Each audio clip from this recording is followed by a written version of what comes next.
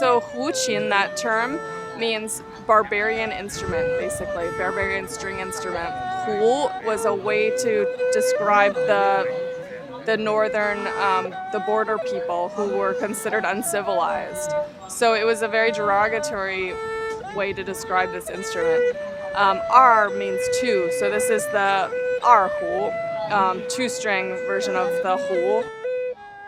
Hi, my name is Charlotte Devlin, and I am now a lecturer of ethnomusicology at California Institute of the Arts. I'm here at the festival as a presenter for the group Ixtitsin, the group from Inner Mongolia. My primary area of study in ethnomusicology is Chinese and Mongolian music. The Erhu is a two-string instrument. The left-hand technique is actually quite similar to the violin. But the bow technique is different because the bow is suspended between the two strings.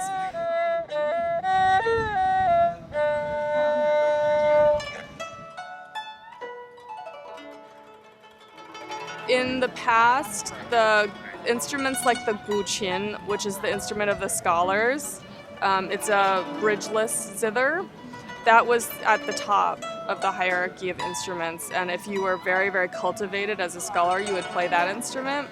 The guzheng and the pipa tended to be played by females, and those were also very refined instruments.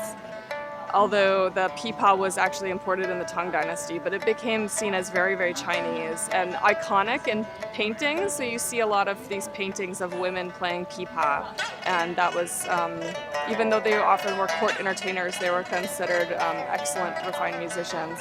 Nowadays, Erhu is really high status, so a lot of families, actually probably the highest status is the violin, piano. So those are the two most common instruments for children to study in China, but then guzheng, erhu, pipa.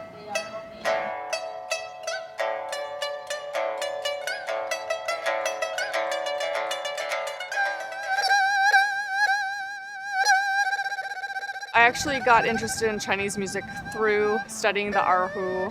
I was a study abroad student in 2002 in Shanghai, and I pretty much fell in love with this instrument right away. I wasn't that interested in learning the Erhu just like I was learning the violin and the viola. So I just started hanging out in the tea houses in Shanghai and was learning this style called Jiangnan Sizhu, which is the silk and bamboo music south of the Yangtze River. And a lot of that is based in Shanghai. And it's just such more of a kind of a free folk style, and it feels, as a foreigner trying to study this culture, like something that was somewhat fitting.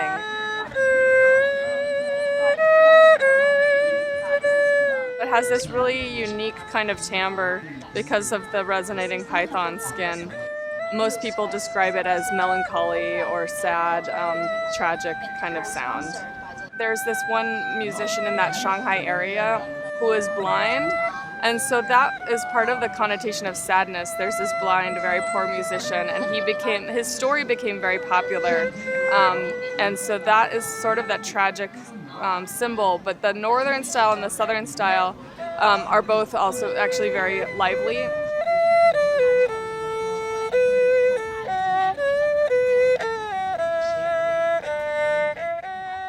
It's very easy to find teachers, even just go to the conservatory and ask people, or go to a music department at a university, and that would be a good way to start usually.